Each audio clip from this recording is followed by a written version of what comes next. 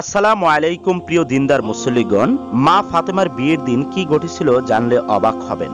রাসূলুল্লাহ সাল্লাল্লাহু আলাইহি ওয়াসাল্লামের পরিবারবর্গ যখন মদিনায় গমন করেন তখন ফাতিমা রাদিয়াল্লাহু তাআলা আনহু ছিলেন অবিবাহিতা। আবু বকর রাদিয়াল্লাহু তাআলা আনহু ও ওমর রাদিয়াল্লাহু তাআলা আনহুর মতো উচ্চ মর্যাদার অধিকারী সাহাবীগণও ফাতিমা রাদিয়াল্লাহু তাআলা আনহুকে স্ত্রী হিসেবে পেতে আগ্রহী ছিলেন এবং তারা রাসূলুল্লাহ সাল্লাল্লাহু আলাইহি ওয়াসাল্লামের নিকট প্রস্তাবও দেন। কিন্তু মহানবী সাল্লাল্লাহু আলাইহি ওয়াসাল্লাম অত্যন্ত বিনয় ও নম্রতার সাথে প্রস্তাব প্রত্যাখ্যান করেন, কারণ তিনি আল্লাহর হুকুমের অপেক্ষায় ছিলেন। বাকি রয়েছে আলী রাদিয়াল্লাহু তাআলা আনহু, যিনি রাসূলুল্লাহ সাল্লাল্লাহু আলাইহি ওয়াসাল্লামের অত্যন্ত প্রিয় এবং চাচাতো ভাই। এই অবস্থায় হযরত আবু বকর ও হযরত ওমর রাদিয়াল্লাহু তাআলা আনহু এবং অন্যান্য সাহাবী ও মহিলারা হযরত আলীকে এই বিয়ের ব্যাপারে পরামর্শ দিলেন।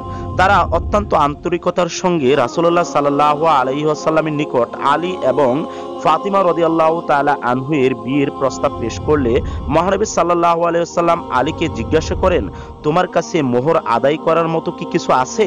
আলী রাদিয়াল্লাহু তাআলা আনহু নাসূচক জবাব দিলেন। পুনরায় রাসূলুল্লাহ সাল্লাল্লাহু আলাইহি ওয়াসাল্লাম বললেন, তোমার লোহবর্ম কোথায়? সেই লোহবর্ম দিয়ে মোহর আদায় করো। মোহরানার অর্থ সংগ্রহে হযরত আলী রাদিয়াল্লাহু তাআলা আনহু স্বীয় বর্মটি বাজারে বিক্রি করতে নিয়ে গেলেন। পথে দেখা হলো হযরত উসমান রাদিয়াল্লাহু তাআলা আনহু এর সাথে। সবকিছু শুনে তিনি সেটি কিনে নিল 480 দিরহামে। হযরত উসমান রাদিয়াল্লাহু তাআলা আনহু কেনা ভর্মটি তারই হাতে তুলে দিয়ে বললেন, আমাকে নয়, এই ভর্ম একজন বীরের অঙ্গেই শোভা পায়, কাজেই এটি আমি তোমাকে উপহার দিলাম। হযরত রাসূলুল্লাহ সাল্লাল্লাহু আলাইহি ওয়াসাল্লাম স্বয়ং কন্যার মতামত জানতে চাইলে ফাতিমা রাদিয়াল্লাহু তাআলা আনহু লজ্জায় মুখ ঘুরিয়ে হাসি দিলেন। নারীদের এই নীরবতাকে সম্মতি হিসেবে গ্রহণ করা হয়। অতঃপর রাসূলুল্লাহ সাল্লাল্লাহু আলাইহি ওয়াসাল্লাম আনাস রাদিয়াল্লাহু তাআলা আনহু, আবু বকর রাদিয়াল্লাহু তাআলা আনহু, ওমর রাদিয়াল্লাহু তাআলা আনহু ও অন্যান্য সাহাবীগণকে ডেকে আনার নির্দেশ দিলেন। সকলে উপস্থিত হওয়ার পর রাসূলুল্লাহ সাল্লাল্লাহু আলাইহি ওয়াসাল্লাম বিয়ের খুতবা পাঠ করলেন। আলীকে বললেন, বালিশ, পানির জন্য 2টি পাত্র, একটি জাতা, একটি পেয়ালা, একটি মশক ইত্যাদি। বিয়ের পর রাসূলুল্লাহ সাল্লাল্লাহু আলাইহি ওয়াসাল্লাম আলীকে খাবার দাবারের ব্যবস্থা করতে বললেন। ফলে অল্প অর্থের বিনিময়ে পনির, খেজুর, জবের নান এবং গোশত ছিল। হযরত আসমা রাদিয়াল্লাহু তাআলা আনহু বলেন, তখনকার যুগে এটা ছিল সর্বোত্তম খাবার। হযরত মুহাম্মদ সাল্লাল্লাহু আলাইহি ওয়াসাল্লাম হযরত ফাতিমার বিয়ের রাত্রির জন্য একটি পোশাকের ব্যবস্থা করলেন, কেননা হযরত ফাতিমার পরনের পোশাকে তালি দেওয়া ছিল। এমন সময় একজন ভিক্ষুক দ্বারে করা নারী ভিক্ষুকটি পরিধানের জন্য একখানা কাপড় চাইলেন। হযরত ফাতিমা তার পরনের তালি দেওয়া কাপড়টি দান করতে চাইলে তার মনে পড়ে যায়, আল্লাহ বলেছেন, তোমরা যা ভালোবাসো তা থেকে দান না করা পর্যন্ত কখনোই কল্যাণ লাভ করতে পারবে না। আর এই জন্যই হযরত ফাতিমা তার বিয়ের নতুন পোশাক ভিক্ষুককে দান করে দেন। কন্যাকে বিদায় দিতে এগিয়ে এলেন স্নেহময় পিতা। দেখলেন মেয়ে কাঁদছেন। তার মনে হলো হয়তো স্বামীর দারিদ্রতার কথা ভেবেই মেয়ে কাঁদছেন। তিনি তাকে সান্ত্বনা দিতে গেলেন এই বলে যে আলী রাদিয়াল্লাহু তাআলা আনহু দরিদ্র হতে পারে, কিন্তু তার চেয়ে অধিকতর যোগ্য পাত্র আর কেউ নেই। ক্রন্দনময়ী ফাতিমা রাদিয়াল্লাহু তাআলা আনহু জানালেন, আলী রাদিয়াল্লাহু তাআলা আনহু এর দরিদ্রতা নয়, জীবনে এই প্রথম পিতার নৈকট্য ও ছত্রছায়া থেকে দূরে সরে যাচ্ছেন, আর এমন দিনে মাও কাছে নেই, তাই তিনি কান্না করছেন। এতদিন ফাতিমা রাদিয়াল্লাহু তাআলা আনহু ছায়ার মতো বাবার সাথে ছিলেন, প্রতি মুহূর্তে সেবা পরিপূর্ণ করেছেন বাবার শূন্য দিনগুলো। তিনি আজ চলে যাচ্ছেন স্বামীর বাড়ি, চোখ দুটো পানিতে ভিজে যায়। রাসূলুল্লাহ সাল্লাল্লাহু আলাইহি ওয়াসাল্লাম ও কোনো রকমে কান্না থামিয়ে আলী রাদিয়াল্লাহু তাআলা আনহুকে বললেন, হে আলী, ফাতিমা তোমার সৌভাগ্যের কারণ হোক। আর ফাতিমা রাদিয়াল্লাহু তাআলা আনহুকে বললেন, সংসারের সব কাজ নিজ হাতে করবে, সব সময় স্বামীর দিকে নজর দিবে, তার খেদমতে নিজেকে সঁপে দিবে। আলী রাদিয়াল্লাহু তাআলা আনহু যে বাড়িতে ফাতিমা রাদিয়াল্লাহু তাআলা আনহুকে নিয়ে বসবাস করতেন, সে বাড়িটি রাসূলুল্লাহ সাল্লাল্লাহু আলাইহি ওয়াসাল্লামের বাড়ি হতে বেশ কিছু দূরে ছিল। রাসূলুল্লাহ সাল্লাল্লাহু আলাইহি ওয়াসাল্লাম প্রায় প্রতিদিনই তাকে দেখতে যেতেন। একদিন রাসূলুল্লাহ সাল্লাল্লাহু আলাইহি ওয়াসাল্লাম তাকে বললেন, মা, প্রায়ই তোমাকে দেখতে আসতে হয়, তোমাকে আমি কাছে নিয়ে যেতে চাই। ফাতিমা রাদিয়াল্লাহু তাআলা আনহু বললেন, আব্বাজান, হারিসা বিন নোমানের অনেক বাড়ি আছে, তাকে বলুন একটি বাড়ি খালি করে দিতে।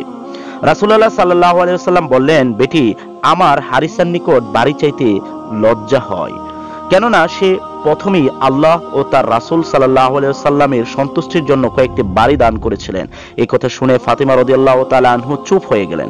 কিন্তু হারিসা বিন নোমানের কানে এই বিষয় পৌঁছালে তিনি রাসূলুল্লাহ সাল্লাল্লাহু আলাইহি ওয়াসাল্লামের নিকট এসে বললেন, হে আল্লাহর রাসূল, আমি জানতে পেরেছি আপনি আপনার প্রিয়তমা কন্যাকে আপনার সন্নিকটে রাখতে চান। আমি আমার সকল বাড়ি আপনার নিকট হস্তান্তর করলাম। অনুগ্রহ করে ফাতিমা রাদিয়াল্লাহু তাআলা আনহুকে ডেকে পাঠান। তিনি যে বাড়িতে ইচ্ছা সেই বাড়িতে বসবাস করতে পারেন।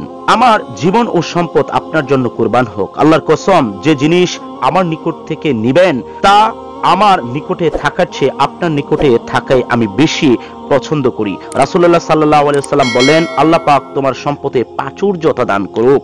অতঃপর আলী রাদিয়াল্লাহু তাআলা আনহু ও ফাতিমা রাদিয়াল্লাহু তাআলা আনহুকে ডেকে হারিসা বিন নোমানের একটি বাড়িতে নিয়ে এলেন।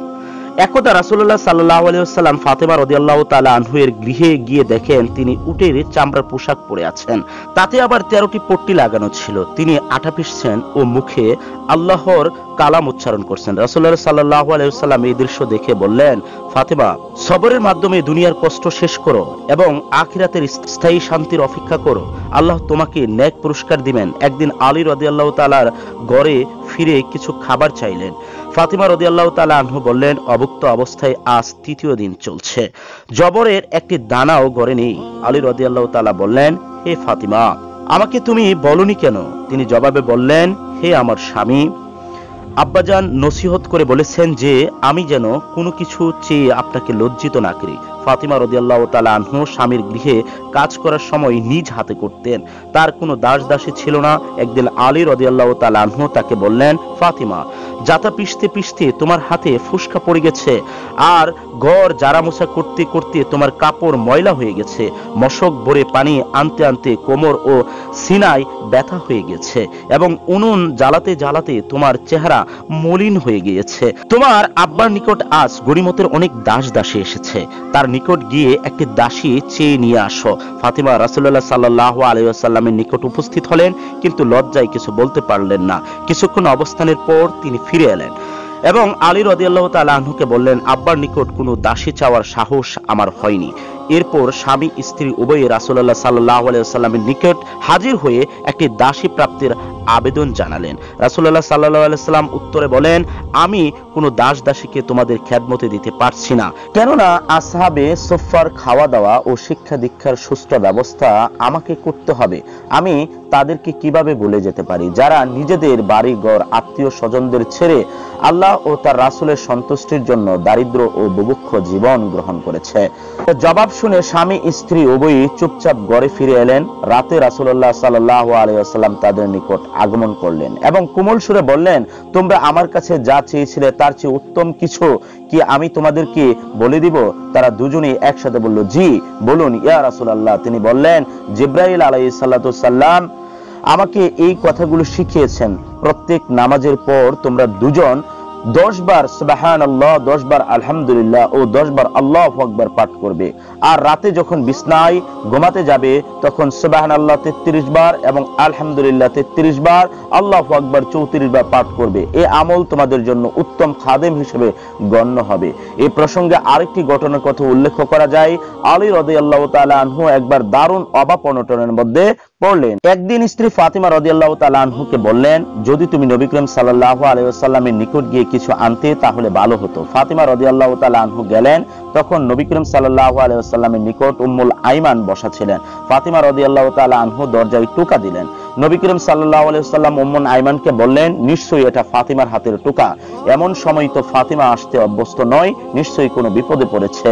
ফাতিমা রাদিয়াল্লাহু তাআলা আনহু ঘরে ঢুকে বললেন, ইয়া রাসূলুল্লাহ, ফেরেশতাদের খাদ্য হলো তাসবিহ, তাহলিল ও তাকবীর, কিন্তু আমাদের খাবার কি? তিনি বললেন, মুহাম্মদের পরিবারের রান্নাঘরে 30 দিন যাবত আগুন জ্বলে না। আমার নিকট কিছু ছাগল এসেছে, তুমি চাইলে 5টি ছাগল তোমাকে আমি দিতে পারি, আর তুমি যদি চাও এর পরিবর্তিতে আমি তোমাকে 5টি কথা শিখিয়ে দিতে পারি, যা জিবরাইল আলাইহিস সালাম আমাকে শিখিয়েছেন। ফাতিমা রাদিয়াল্লাহু তাআলা আনহু বললেন, আপনি বরং আমাকে সেই 5টি কথাই শিখিয়ে দিন যা জিবরাইল আলাইহিস সালাম আপনাকে শিখিয়েছেন। নবী করিম সাল্লাল্লাহু আলাইহি ওয়াসাল্লাম বললেন, বলো, ইয়া আউয়ালান আউয়ালিন, ইয়া আখিরাল আখিরিন, ইয়া জাল কুওয়াতিল মাতিন, ইয়া রাহিমাল মাসাকিন, ইয়া আরহামার রাহিমিন। এই পাঁচটি কথা শিখে ফাতিমা রাদিয়াল্লাহু তাআলা আনহু ফিরে গেলেন আলী রাদিয়াল্লাহু তাআলা আনহু এর নিকট। ফাতিমা রাদিয়াল্লাহু তাআলা আনহুকে দেখে আলী রাদিয়াল্লাহু তাআলা আনহু জিজ্ঞেস করলেন, খবর কি? ফাতিমা রাদিয়াল্লাহু তাআলা আনহু বললেন, আমি দুনিয়া পাওয়ার প্রত্যাশা নিয়ে তোমার নিকট থেকে গিয়েছিলাম, কিন্তু ফিরে এসেছি আখিরাত নিয়ে। আলী রাদিয়াল্লাহু তাআলা আনহু বললেন, আজকের দিনটি তোমার জীবনের সর্বোত্তম দিন।